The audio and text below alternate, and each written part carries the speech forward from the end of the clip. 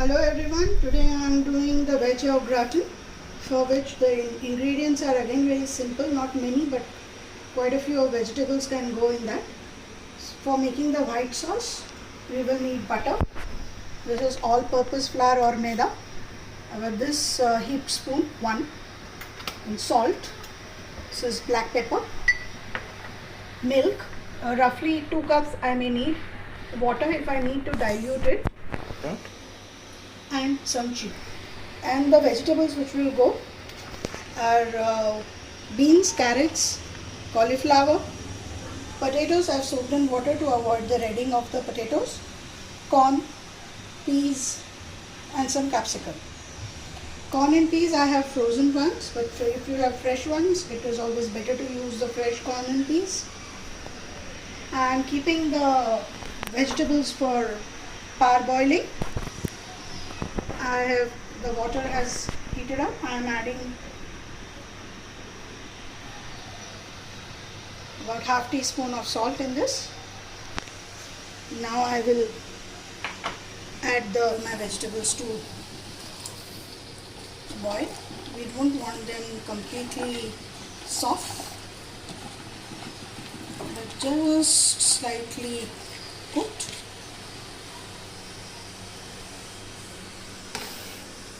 Now I'm adding the potatoes, which I have removed the water. I have finely chopped the vegetables, as we don't want to spend too much time in boiling the vegetables. And I am also adding my green peas and corn at the same time.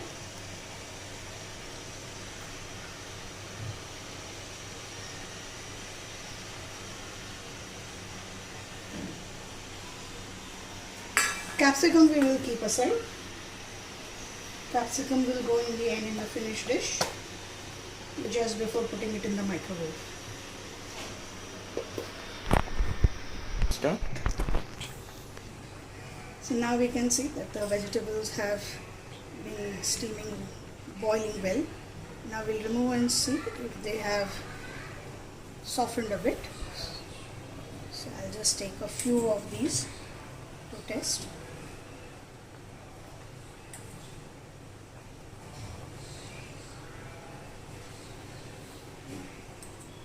And this slightly bigger piece of the potato.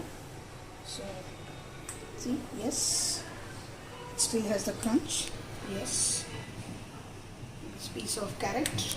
Yes, so we can now very safely remove this. We don't want the vegetables to be cooked anymore, and we will immediately put this in strain.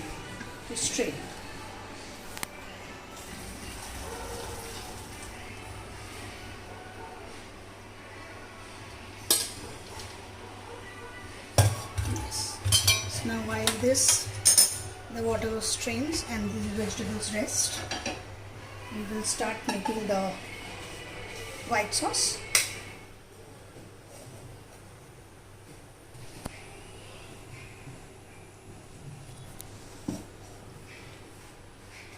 We'll add some butter.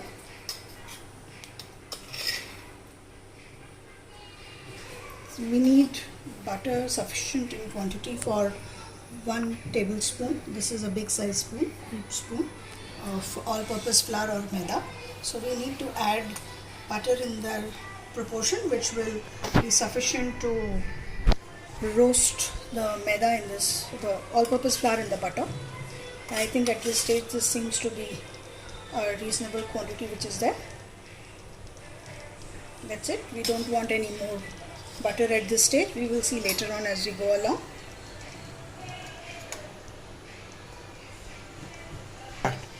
The butter has melted. Now I will add the all-purpose flour or maida,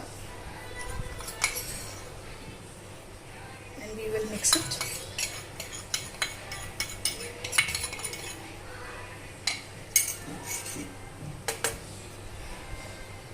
Now we need to see if the quantity of the butter and the flour is in ratio with each other. Yes. I can add a little more flour but I don't think I will do that. Otherwise, the gravy, the white sauce will become extremely thick and I will have to go on diluting it. Now we have to continuously stir this mixture until the all-purpose flour is well roasted and releases a lovely aroma and changes its color.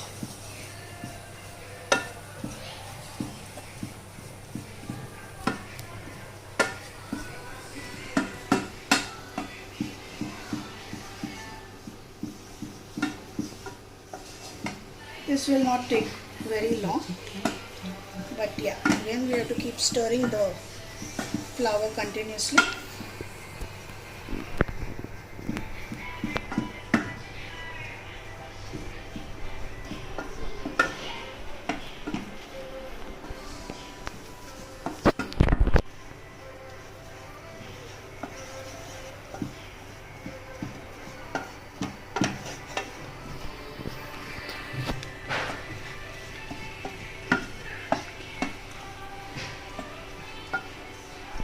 Start.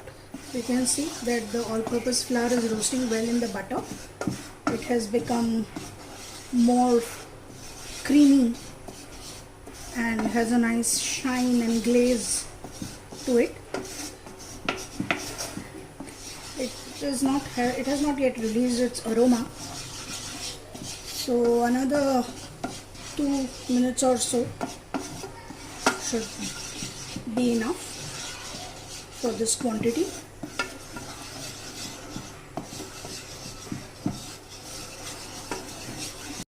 So now you can see the color has changed and it is nice and creamy texture. It's releasing a lovely aroma. So you can see that the all-purpose flour has roasted well.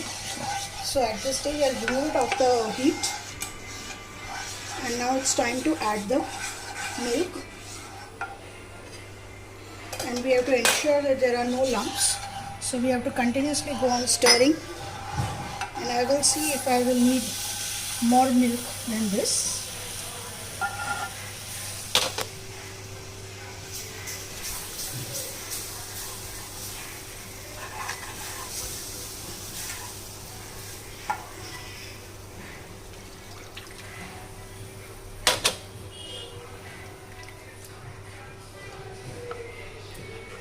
So we will ensure that all the lumps are removed and the flour and butter mixture gets dissolved in the milk. And for this purpose, again, needless to say that we have to go on stirring it continuously.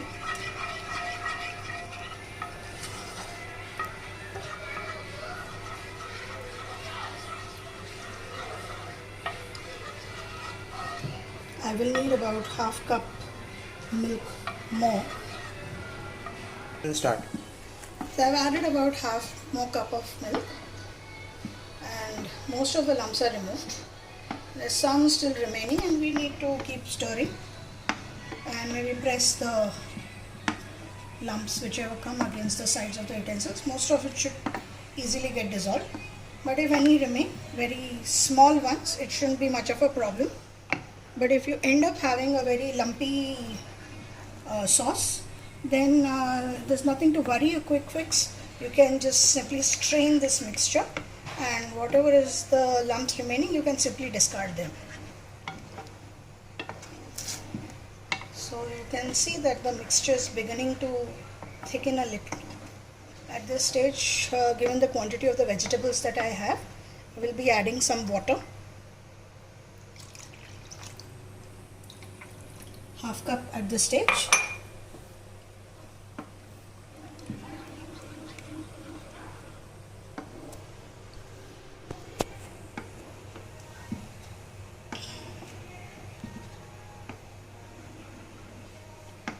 Yes, most of it is dissolved. Yes, so the sauce has been cooking for some time. Most of the lumps are gone. See, it It's getting a nice creamy smooth texture. There's a nice shine glaze to it. So I'll add the salt and pepper at this stage and the cheese.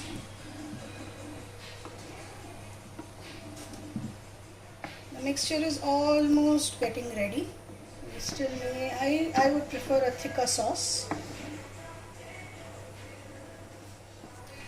So I'm adding pepper now first. Gratin. So I'm adding some black pepper. And since there are not many spices added into this at this stage, it's a generous addition of the pepper, black pepper, and now this is salt. I will not add too much salt because there's cheese which is also has a decent amount of salt in it. I'll give this stir a good stir. Yes, the sauce is really turning out very nice. I'm adding the slice of cheese at this stage.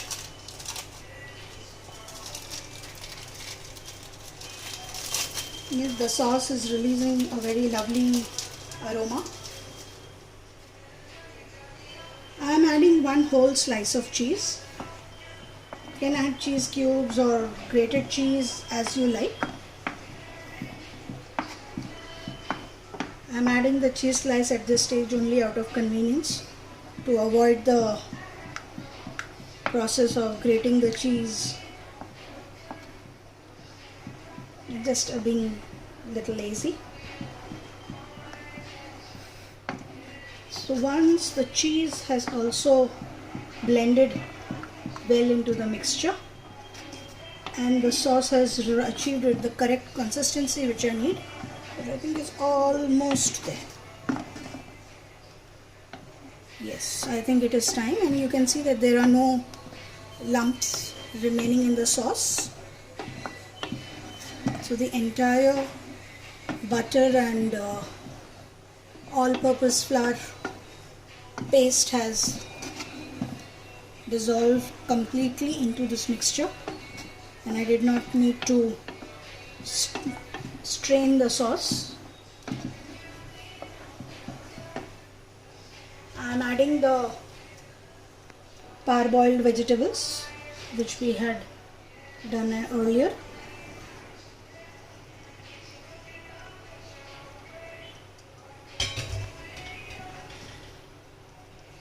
Let's bring it to a lovely mix.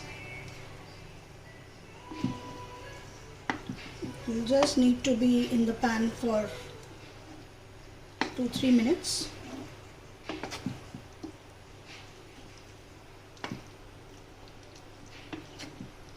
And I will transfer the entire mixture to the cake tin, which I have already greased with butter. I don't have any breadcrumbs at this stage, but it is a good option to add a layer of breadcrumbs at the bottom before pouring this mixture. So breadcrumbs are quite optional. They will not add much to the dish.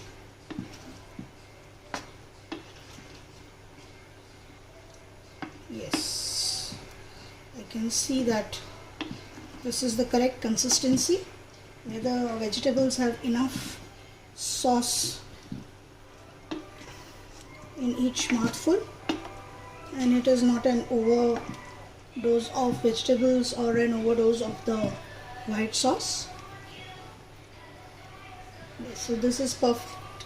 Yes, and we need to add the capsicum too at this stage, which I am adding now. So as you can see, all the vegetables are very finely chopped.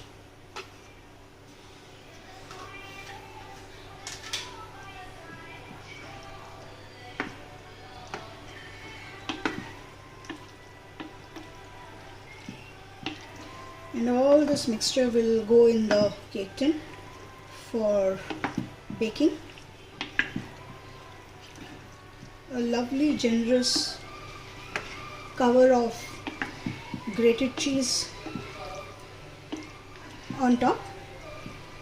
Yes, this is lovely, smelling great. So I will turn off the hot plate.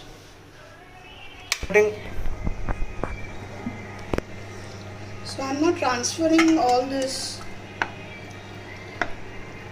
ingredients and this lovely mix of vegetables in the white sauce, which has just a hint of salt, black pepper and some cheese, because there will be additional cheese which will go on top to give it a lovely cover. And then the cake tin will go in the oven for baking. My oven is set for preheating. Till then I will grate and put the cheese, ensure that it has been covered well.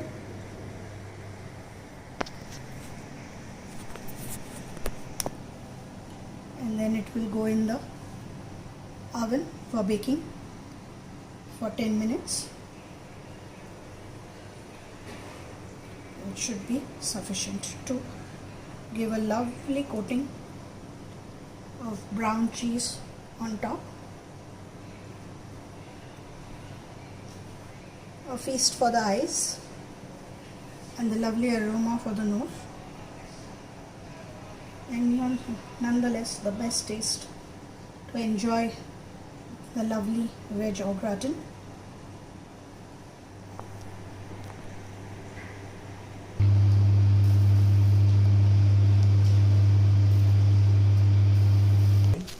So I've removed the bake tin from the oven. It has been baking for 10 minutes. You can check if the crust has reached the lovely golden color to your liking. You can stop and remove it. And so this is lovely and smelling great. You can add additional spices while eating if you like. Naturally, you can have it with additional chili flakes, more of black pepper, oregano, seasoning as you like, salt, black pepper, or you can even add chili sauce while eating. Thank you, enjoy, thank you for watching, thank you.